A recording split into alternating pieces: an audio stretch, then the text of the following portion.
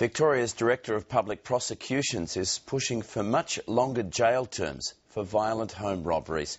A review has found the average term for aggravated burglaries is just 2 years. And Jeremy Rapke says that's not long enough.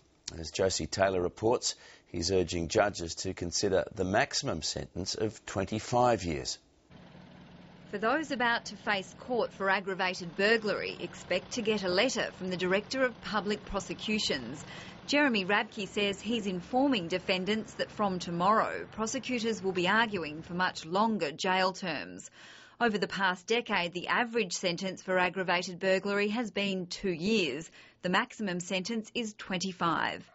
This is the first stage of a campaign to address what the DPP calls inadequate sentencing for offences including rape and child abuse. I think that's a view that would be endorsed pretty widely across the community. So from now on, at every aggravated burglary case, prosecutors will argue that judges should consider the maximum penalty. With law and order a key election issue, the opposition thinks that's good news. Jeremy Rapke has confirmed today what we've been saying all along. The sentencing policy in this state is simply not adequate.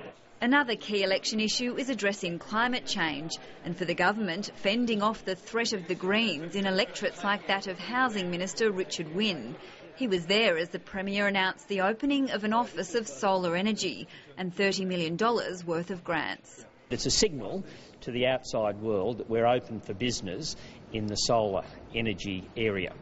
The Premier denies there's a political motive behind the appointment of Dean Mile to a new board overseeing solar investment. He's the head of a union that bankrolled the federal election campaign of a Greens candidate. Completely irrelevant, I think. The opposition says Victorians should be cynical about the timing of today's announcements, 3 months from a state election. Josie Taylor, ABC News, Melbourne.